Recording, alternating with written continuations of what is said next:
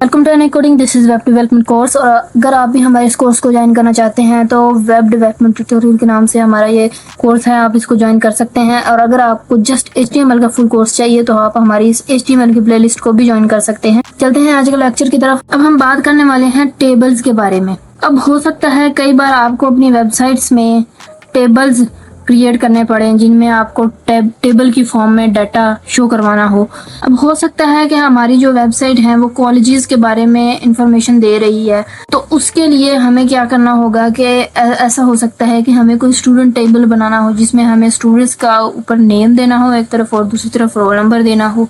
या हो सकता है कि हमें जो है वो परसेंटेज बतानी हो कि पिछले साल हमारे कॉलेज के कितने परसेंटेज थे नंबर्स में और इस बार कितनी हो सकती है, या इस तरह की कोई भी इंफॉर्मेशन देनी हो जो टेबल की शक्ल में हमें अपनी वेबसाइट पे दिखानी हो, तो उसके लिए हम HTML के अंदर टेबल्स को यूज करते हैं।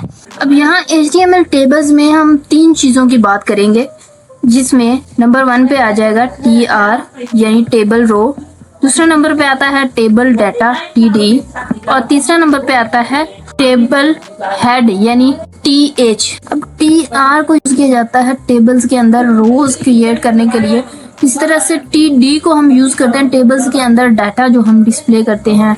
फॉर एग्जांपल किसी स्टूडेंट का हमने नेम बताया है और उसके आगे उसका रोल नंबर बताएंगे कि क्या है, या उसके मार्क्स बताएंगे, तो वो टेबल डाटा होता है जो हम TD की हेल्प से करेंगे। और टेबल हेडर का मतलब ये है कि जैसे कि टेबल हेडर में हम टेबल बना किस चीज कर रहे हैं, कि हम स्टूडेंट का बना रहे हैं टेबल और उसके आगे क्या बता रहे हैं कि हम टेबल में स्टूडेंट्स के रोल नंबर्स दे रहे हैं, तो वो पार्ट होता है हेड यानी हेडर पार्ट होता है, और उसके लिए हम यूज करते हैं टेबल हेडर का। अब HTML की खास बात ये है कि इसमें ये जो इतने सारे आपके ये टैग्स हैं ना, इनको आपको याद करने की जरूरत नहीं। जब आप इनको बार बार प्रैक्टिस करेंगे ना तो ये खुद ही आपको याद हो जाएंगे, या आप MDN रेफरेंस में जाकर इनको बार बार देख सकते हैं या गूगल करके भी देख सकते हैं। अब इन तीनों टेबल्स को हम यूज किस तरीके से करते हैं वो देख लेते हैं। अब इनको यूज कुछ इस तरह से करते हैं कि जैसे हमने ये राइट में हमारा टेबल है, यहाँ पे हमने टेबल हेडर में नेम दे दिया और रोल नंबर दे दिया, और टेबल डाटा में हमने नेम लिख दिया और ये रोल नंबर स्टूडेंट का लिख दिया। तो इस सारी चीज को क्रिएट हम करेंगे टेबल टैग की मदद से। अब ये एक सिमेंटिक टैग है क्योंकि टेबल से हमें समझ आ रहा है कि यहाँ पे हमें एक टेबल क्रिएट करने वाले हैं। इसके अंदर अब ये जो सबसे पहली रो है यानी ये वाला हिस्सा जो है, ये टोटल ये वाला हिस्सा, इसको हम क्रिएट कर रहे हैं टेबल हेड की मदद से यानी कि ये TH की हेल्प से, क्योंकि ये टेबल का हेडर है या हेड है। लेकिन नेम एंड रोल नंबर ये इसका क्या है, हेडर है, जिसमें हम मेन बता रहे हैं कि हम इस टेबल में जो है वो शो क्या करवाने वाले हैं। ये जो रोज क्रिएट हो रही है इसके अंदर, ये हम इस TR टैग की हेल्प से क्रिएट कर रहे हैं। पहली रो हमने क्रिएट की है इस TR टैग की हेल्प से, ये वाला टैग ये यहाँ तक आया, यहाँ पे खत्म हो गया। और दूसरी रो हमने क्रिएट की है इस TR टैग की हेल्प से, ये जो TR टैग है यहाँ पे इसको हमने TR टैग को क्लोज कर दिया, क्लोजिंग इसका टैग नहीं लिखा हुआ था। तो इस तरह से इस TR टैग की हेल्प से ये दूसरी रो जो है वो क्रिएट हुई है। अब पहले वाली रो में हमने क्या किया है, इतनी रो, ये जो हमारी पहले वाली रो है इसमें हमने टेबल का हेडर जो है, ये हेडर पार्ट ये क्रिएट किया है। और ये जो दूसरी TR टैग है हमारा, TR रो है, इसकी हेल्प से हमने टेबल का ये जो डाटा है TD ये क्रिएट किया है। अब इसी फॉर्मेट के अंदर हम इसको क्रिएट करके देख लेते हैं टेबल को। अब यहाँ पर हम एक टेबल क्रिएट करके देख लेते हैं। ये जो लिस्ट है हम इसको कमेंट आउट कर देते हैं, और यहाँ पर हम एक टेबल क्रिएट कर लेते हैं टेबल टैग की हेल्प से। अब इसके अंदर हम एक रो को क्रिएट करेंगे TR, और TR में हमने सबसे पहले क्या क्रिएट करना है, टेबल का हेड। उसके लिए हम TH टैग को यूज करते हैं। टेबल हेड में हमने क्या लिखना था, स्टूडेंट नेम लिखना था, तो हम लिखेंगे नेम। हमने स्टूडेंट का रोल नंबर भी लिखना है, तो एक और TH हम जो है वो टैग बनाएंगे, इसके अंदर हम लिखेंगे रोल नंबर। और इसी तरह से एक और TR टैग हम बना लेंगे। इस TR टैग के अंदर हम लिखने वाले हैं टेबल का डाटा। तो इसके अंदर हम बनाएंगे TD नाम से एक टैग जिसके अंदर हम टेबल का डाटा लिखने वाले हैं। टेबल का डाटा क्या है, स्टूडेंट का नेम लिखेंगे। यहाँ पर स्टूडेंट का नेम हमने हमारे पास था अली, तो हम वो लिखेंगे। उसके बाद हमने स्टूडेंट का रोल नंबर लिखना है, तो उसके लिए हम एक और डी टैग बनाएंगे जिसके अंदर स्टूडेंट का रोल नंबर लिखेंगे। स्टूडेंट का रोल नंबर क्या था, 1 2 3 4। इसको करते हैं सेव। ये देखें, ये कुछ इस तरह से हमारे पेज पर नजर आ रहा है। ऊपर टेबल का हेड नजर आ रहा है जो बोल्ड है, नेम और रोल नंबर की शक्ल में, और नीचे टेबल का डाटा शो हो रहा है। हमने इसमें CSS को ऐड नहीं किया। जब हम CSS को ऐड करेंगे तो उसके बॉर्डर लग जाएगा और रोज और टेबल जो कॉलम्स हैं वो अलग अलग नजर आने लग जाएंगे, जिससे हमें पता चल जाएगा कि ये एक टेबल है। अभी ये रो एक है तो थोड़ा सा डाटा और दे के हम देख लेते हैं। ये 2 टीयर टैग हमने और बनाया और उनके अंदर भी हमने इसी तरह से जो है वो डाटा दे दिया। अब इसको जाके हम देखते हैं आउटपुट।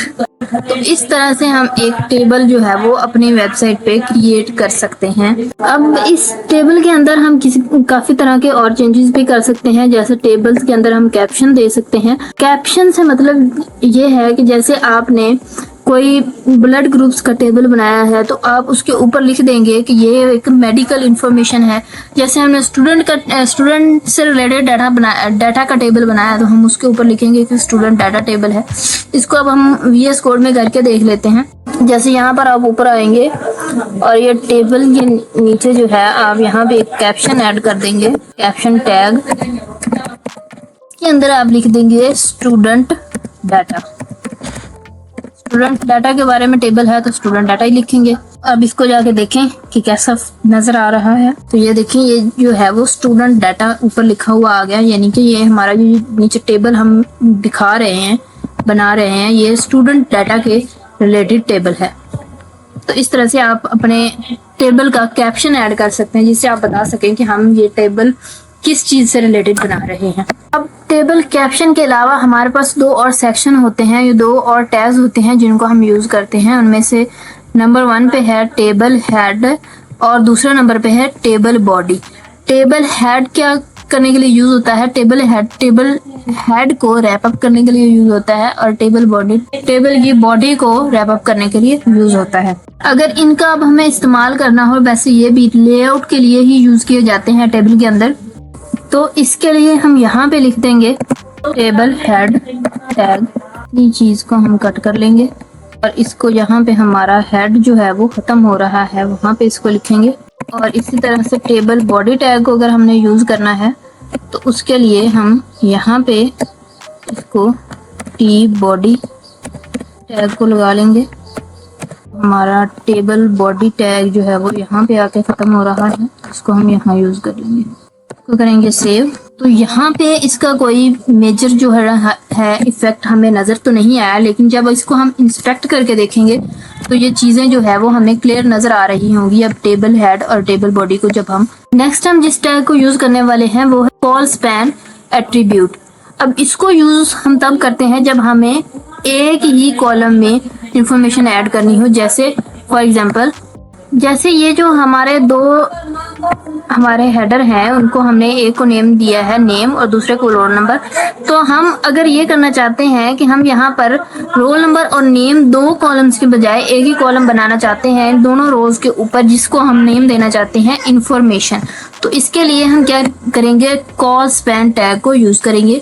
फॉर एग्जाम्पल, एक तो हमारे पास तरीका है कि हम यहाँ पे ये रोल नंबर जो रो है हमारी, इसको ही जो है वो कट कर दें, इस एक कॉलम को ही कट कर दें और इसी एक कॉलम को हम नेम की जगह पे इसका नाम इंफॉर्मेशन लिख देते हैं। जब हम इसको करके देखेंगे तो ये कुछ इस तरह से हमारा नजर आने लग जाएगा। ये देखिए, ये कुछ इस तरह से नजर आने लग गया है। ये जस्ट एक तरफ खड़ा हुआ है, दोनों रोज के ऊपर नहीं आया। तो हम चाहते हैं कि ये दोनों रोज के ऊपर आ जाए, बिल्कुल एक साइड पे ना खड़ा हो। तो उसके लिए हम क्या करेंगे, तो अब हम जो है वो यहाँ पर यूज करेंगे कॉल स्पैन टैग को। अब ये जो कॉल स्पैन टैग है, यहाँ पे हम अब कॉल स्पैन टैग को यूज कर लेंगे। अब यहाँ पे हम बता देंगे हम यहाँ पर इस टैग को कितनी जगह देना चाहते हैं, कॉलम्स की या एक कॉलम की जगह हम इसको देना चाहते हैं। फॉर एग्जांपल कि यहाँ पे हम इसको बता देंगे ये दोनों कॉलम्स के ऊपर इंफॉर्मेशन जो हमने लिखा है ये जो है वो आना चाहिए। अब जब हम देखेंगे तो ये कुछ इस तरह से दोनों कॉलम में ये शो होने लग गया है हमें। तो इस तरह से आप कॉल स्पैन को यूज कर सकते हैं किसी। तो जब भी अब हमें कुछ ऐसा करना हो कि दो तीन कॉलम्स को मर्ज करना हो, तो हम उसके लिए कॉल स्पैन टैग को यूज कर सकते हैं।